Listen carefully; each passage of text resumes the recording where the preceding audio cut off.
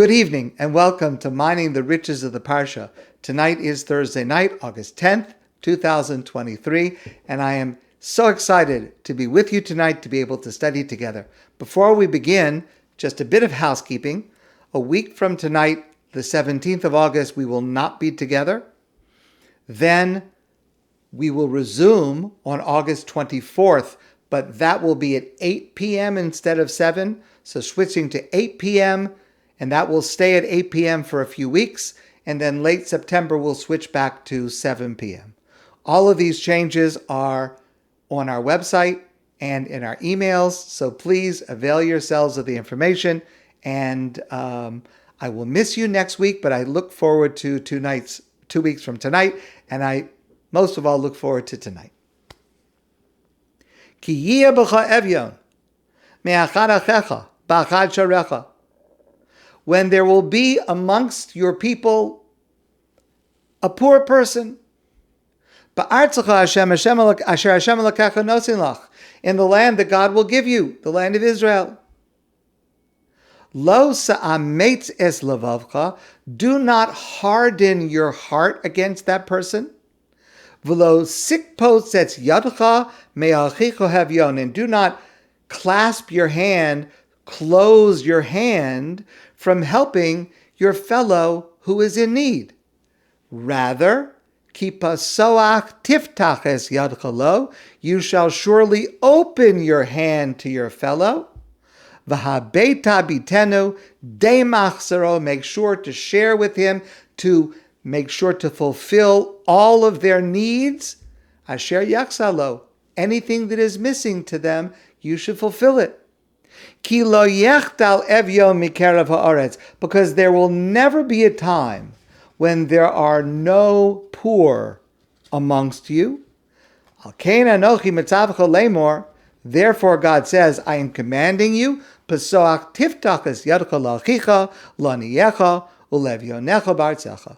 Therefore I command you, says God, to open your hand generously to those who are in need, those who are poor, those who are destitute amongst your land, within your land. That famous passage is in this week's Torah portion, the Parsha of Re. So let's consider for a moment the familiar word tzedakah.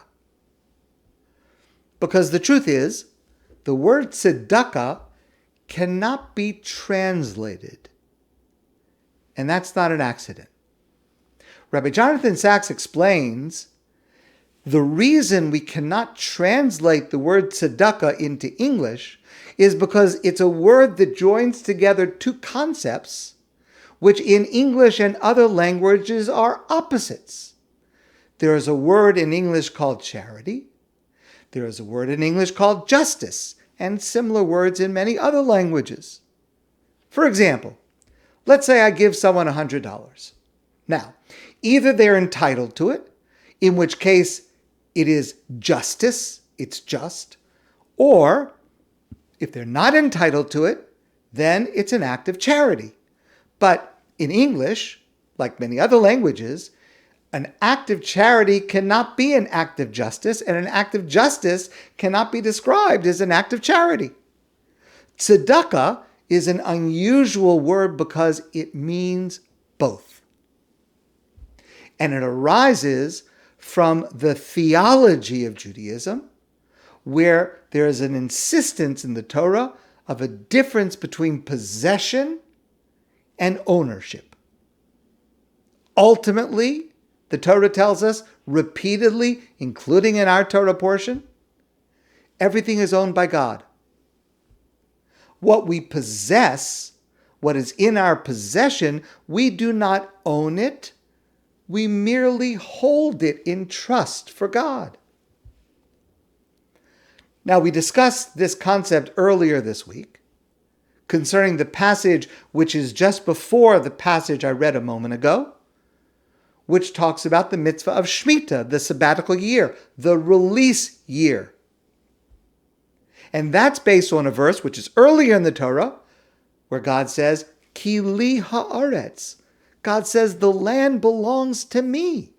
I'll let you use it, but it belongs to me. And therefore, because we are not owners of our property, but merely guardians on God's behalf, we are bound by the conditions of being a trustee. And one of those conditions is we share what we have with others in need. So, what would be considered charity in other legal systems, in Judaism, is a strict requirement of the law. So tzedakah is both charity and justice, even though in English those two words are contradictory. Now, Dr. Abraham Tversky and others insightfully use this concept and apply it to a technical detail of Jewish law concerning inheritance. Let's say, for example, there's a man, and this man has 3 daughters, and the man passes away. So according to Jewish law, all 3 daughters will inherit equally, a third, a third, a third. Now, the father, while he was alive, could have decided to alter the amounts. It's not advisable. Our sages urge not to do such a thing. It will probably cause animosity or jealousy. And in order to do it, it must be done in a way that is in accordance with Jewish law. We refer to this as a halachic will. We've discussed this before. We'll leave that to the side for another time. But it is possible to do. It can be done. What happens if a father arranges his estate so that he leaves everything to just one of the 3 daughters? In that case, we assume it so strongly that we actually impose this in Bet Din, in Jewish law, in a court of Jewish law, that the designated daughter is only a trustee for the estate, and she must share equally with her 2 sisters. Because it is unthinkable that a parent would favor one child over the others. Obviously, unless there is some extraordinary, clear-cut reason for it. But under normal circumstances, the father who did this, who wrote and arranged that his entire estate should go to only one of 3 daughters, must be the reason that he did this was to place the responsibility on the designated daughters to see to it that each of the daughters gets their fair share. Okay, that is a law, that's a halacha that we find in the Talmud. Now, here's the application by Dr. Tversky and by others. Why is it that some of us are rich and some of us are poor? It can't be because God favors some of God's children over others. That's unthinkable. It must be that if you have more, it means you have been appointed a trustee on behalf of those who have less, to see to it that everyone is cared for. And that's why it's called tzedakah. It's not just generosity or kind-heartedness. It is that, but it is also the responsibility of a trustee. Tzedakah is therefore charity and justice combined. Rabbi Meilech Biderman tells the story of a waiter serving dinner at a wedding, and there's a table with 10 people at the table. So the waiter comes to the table with a tray of 10 portions of the dinner. He sets the tray down in front of one of the people at the table, and then he starts to distribute the portions, the plates, one to each person around the table. The person closest to the tray, to the waiter, says, "Hold on, what are you doing? It's mine. All of these portions are mine." You put them in front of me, and that means that they're mine. Don't give them out to the others. The waiter says, no, you misunderstand. I needed place. I needed a space to put down the 10 portions from which to distribute to everyone at the table. I didn't give you 10. I put 10 in front of you as a resting place until I could distribute to everyone. That's the mechanism of tzedakah. And with this attitude, we should never feel bad, God forbid, that when we give tzedakah, we are giving something up that is ours. It's not ours. It is placed with us in order for us to see to it that it reaches its intended recipient. And that is tzedakah. So let's quote again from the passage we started with. Ki yiyeh b'cha evyon, when there shall be a poor person, the Torah said, lo sa'ametz es levavcha, do not harden your heart against them. Ki fasoach tiftach es yadcha lo, rather you should generously open your hand, de machsaro, fill all of his needs, so that there is nothing lacking from him. You see in this passage, there actually are 2 mitzvahs, 2 commandments. There's a negative prohibition, do not close off your heart. And there is a positive mitzvah, pasoach tiftach, generously open your hand. Okay, 2 mitzvahs. So listen carefully, please, to the wording of Sefer HaChinuch, Rabbi Aaron of Barcelona, in explaining mitzvahs tzedakah, the mitzvah, the commandment of tzedakah. And he says, lasos tzedakah imatzarach eleha, to give tzedakah to those who need it, besimcha uvetuv levav, with joy and with a glad heart, with a good heart. Now, his wording is curious. There's another mitzvah in this week's Torah portion, v'samachta b'chagecha, rejoice on your holidays. There's a mitzvah on the holidays of Pesach and Shavuos and Sukkos to rejoice, to be joyful. Simcha v'samachta b'chagecha. Okay, so that mitzvah I understand. It clearly requires simcha. It requires joy. In order to be joyful, you have to have joy. Okay, that makes sense. But why should tzedakah, the mitzvah of tzedakah, require simcha? Why should it require joy as a necessary part of the mitzvah? We don't find this for any other mitzvah. It's not part of the mitzvah of shofar to hear the sounds of the shofar with joy. It's not part of the mitzvah of kiddush on Friday night to say the kiddush or to hear the kiddush with joy. Okay, we may be happy when we perform that mitzvah, and we should be happy that we are fulfilling God's command, but it's not an intrinsic part of the mitzvah. Why should tzedakah be different? So I want to briefly share with you 3 answers. Number 1 from Rabbi Yonah, one of the great medieval scholars. Remember, I just mentioned there are 2 commandments, one positive, one negative. The reason there is a need for simcha, for joy, when giving tzedakah, is not in order to fulfill the mitzvah of giving generously, says Rabbi Yonah. It is to avoid violating lo sa'ametz es levavecha. Do not close off your heart. Do not harden your heart against someone. If you have a feeling of joy when you are commanded to give tzedakah, it is much less likely that you will harden your heart against being generous with someone else.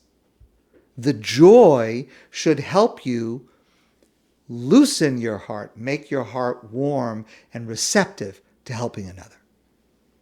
That is first opinion, first answer by Rabbi Yonah.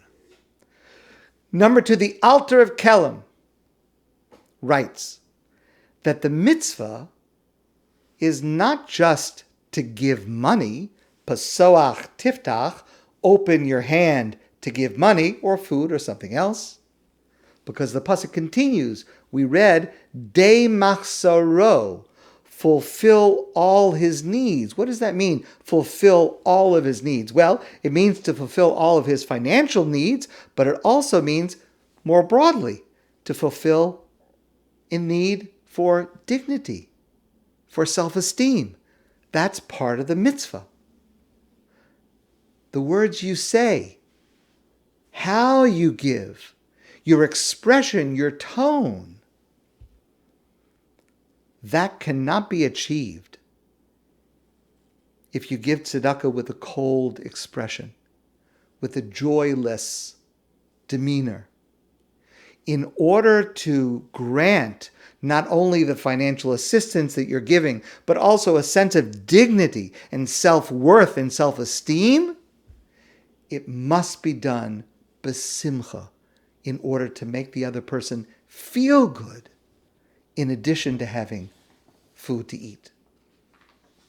Lastly, third answer from the Or HaChaim, classic commentator to the Torah, connects this to what we discussed just a few minutes ago. The Torah is teaching us that what appears to be a magnanimous and generous gift on the part of the donor, in giving tzedakah, in reality, we are giving to the needy person what is rightfully theirs. Because remember the verse that we read, Ki lo yachtal evyo mikerev haaretz. There will never be an end to poor people. And therefore, there will never be an end to God choosing certain individuals to be God's partner in caring for them.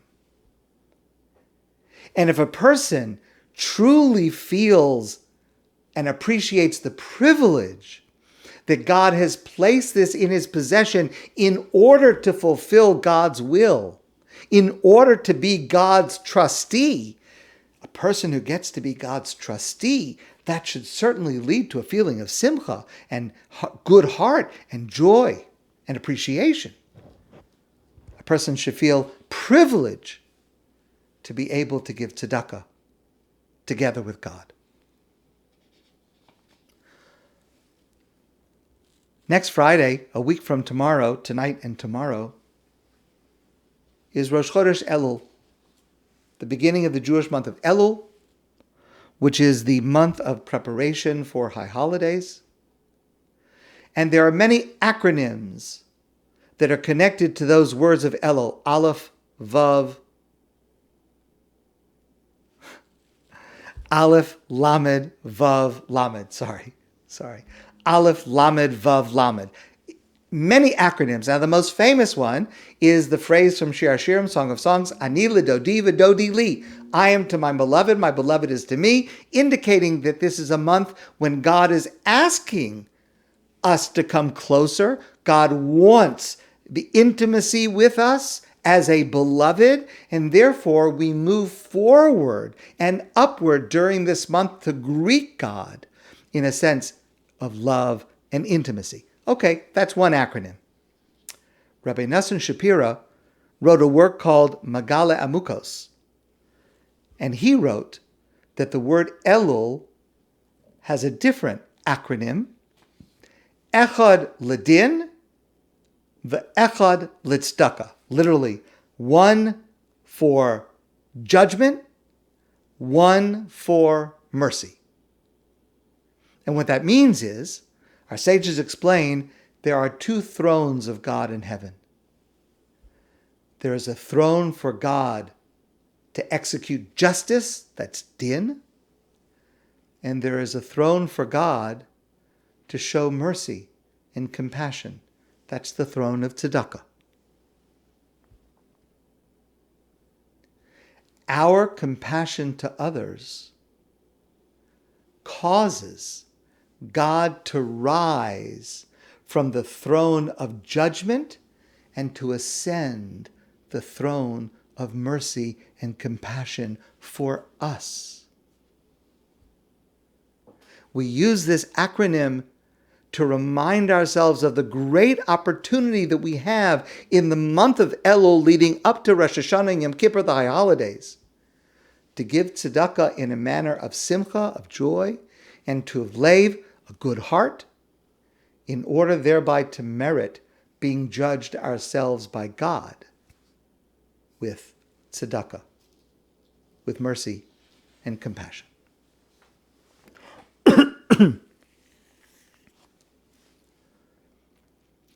Let me repeat the verse I just quoted.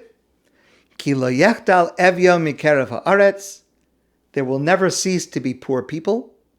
Al ken anochi mitzavcha lemor. Therefore, I'm commanding you today, now, saying, Pasoach tiftach es yadcha la'achicha le'nyoncha ule'avyonecha ba'artzecha.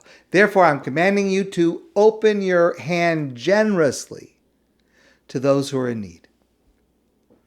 If you ask me, it sounds a little depressing. It sounds hopeless. Ki lo yaktal evya mikerev haaretz.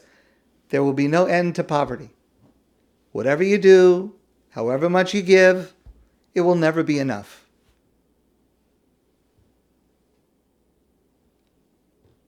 But allow me to share with you a deeper understanding of this, because here God is teaching us a fundamental lesson.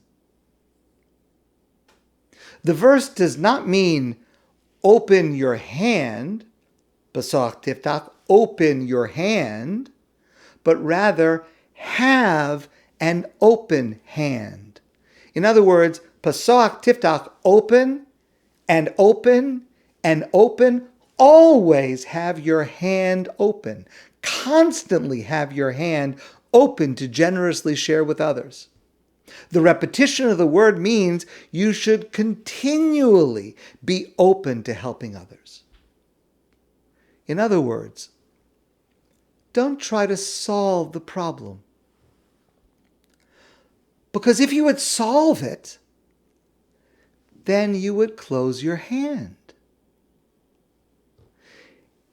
Ki lo yechdal, when the Torah says there will never be an end to poverty, it's not to say the situation is futile, but rather is to say it will always be there.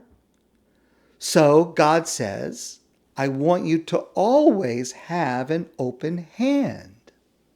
Tzedakah is not an action. It is an attitude. It is a character trait. God is teaching us that God wants each of us to be the person whose hand is always open. And that is true not only for the specific mitzvah of tzedakah, but in the general wider category of chesed, of acts of kindness to others. God is not commanding us to do individual acts of kindness. Yes, God is, yes, but what God wants is that we should be the kind of person who is continually looking for opportunities to be kind to others. There are several reasons why marriage is central to Jewish life. One of those reasons is because marriage is the ideal setting, not the only setting, but an ideal setting for not just doing acts of kindness to your spouse, but for becoming a person whose kindness is continuous. It is ongoing all the time. That is the character trait that we are to try to develop through the institution of marriage. Rabbi Jonathan Sacks wrote, every spouse and every parent knows in his or her heart that the real privilege lies less in being loved than in being given the chance to love, the chance to give. And that privilege is constant.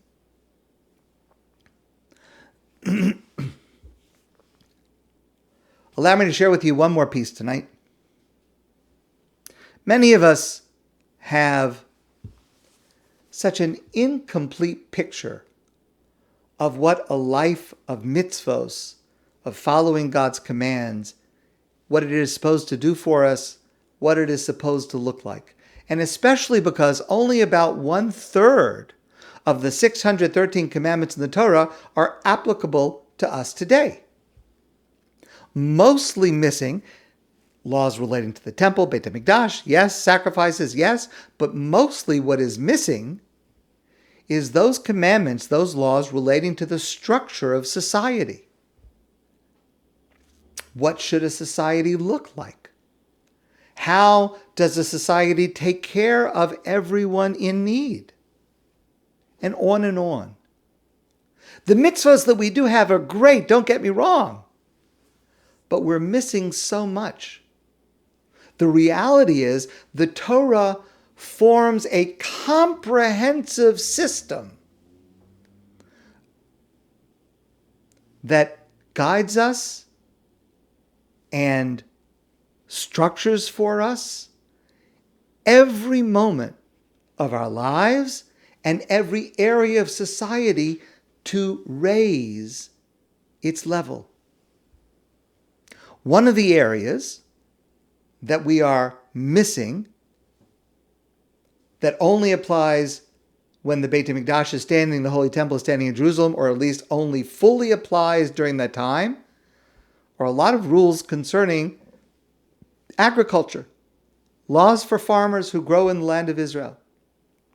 Torah tells us that when a farmer harvests his crop, the farmer must first give approximately 2% to a Kohen. Then, from the remainder, 10% goes to the Levi, the Levites. Kohen and Levi are the spiritual leaders and teachers of the Jewish people. They had to be supported. So that's a gift that goes to them. Then there is Meiser Ani, 10% that goes to the poor. Now, all of these gifts are about creating a just, moral, holy society, taking care of everyone within society. And then there's one more gift. It's called Meiser Sheni, the second tithing, the second tenth. And this mitzvah is in this week's Torah portion, the end of the Parsha Re'eh. Aser ta'aser es kol tevuos zarecha. Take another tenth, a second tenth, besides the tenth that you gave to the Levi, besides the tenth that you gave to the poor. Take a tenth of everything that you harvest. Ve'achalta livnei Hashem elokecha b'makom asher yivchar. Take that food, that tenth, and travel to the place that God will choose, travel to Jerusalem, to Yerushalayim, and eat that food in Yerushalayim.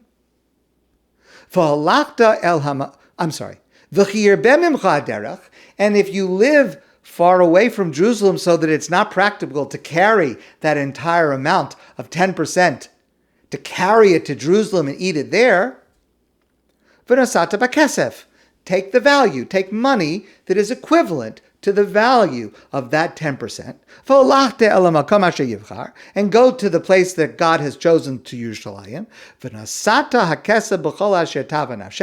and you should spend that money in Yerushalayim, in Jerusalem, and you will eat it while you are in the more direct presence of God in Jerusalem, and you will rejoice, and your whole family will rejoice. Fascinating. This is not about giving to another. This is about doing something for yourself. Travel to and spend time in and spend your money in Jerusalem every time you harvest your crops. And notice, since it's based on a tenth of your harvest, the more your harvest is, the more the amount of the tenth is, the more time you're going to spend in Jerusalem. Rabbi Aryeh Kaplan writes, at least part of every year, Meiser Sheni, this second tithing, ensures that every Jew spend, again, at least part of every year as a resident of Jerusalem. And this would be a period of spiritual regeneration for all members of the Jewish people. The message for us of Meiser Sheni is, it's not enough to support Israel, to send our money there, as important as that is. It is also necessary to go there yourself, to walk the streets of Jerusalem and imbibe her spirit. I am so grateful that Marcy and I had the privilege to be in Israel recently, and I eagerly await returning. Being in Jerusalem, ideally every year, is a necessary part of being a Jew, because it elevates us. It inspires us to be better, to be more kind, more holy, more connected to each other. Now, we do not have the formal mitzvah of Meiser Sheni today, but the meaning of it and the importance of that meaning is as profound today as it ever was, and fulfilling it by at least visiting whenever we can is as profound a priority as it ever was. Being in Jerusalem is transformative. I'm sure many of you have had unique, special experiences in Jerusalem.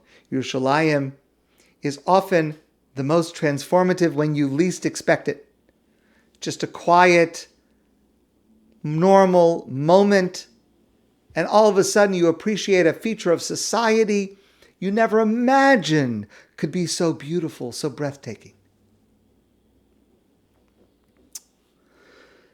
You know, there's a large and growing population in Israel of Haredim. Sometimes the term is used, ultra-Orthodox Jews. I don't like that term. But insular Jews who live in specific neighborhoods, who are very, very religious. Okay, there's a lot to talk about with this population.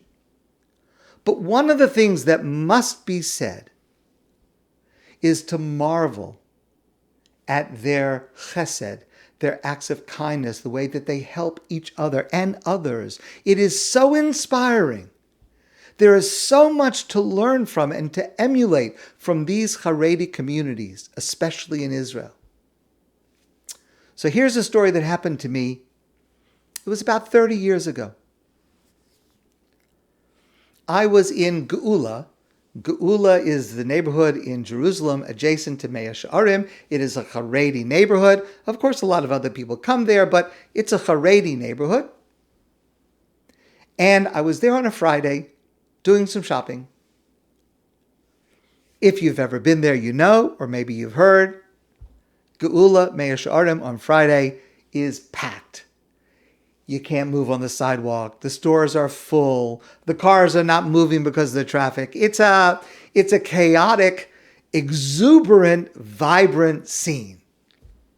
I love it. There's nothing like Geula Mea She'arim on a Friday in Israel.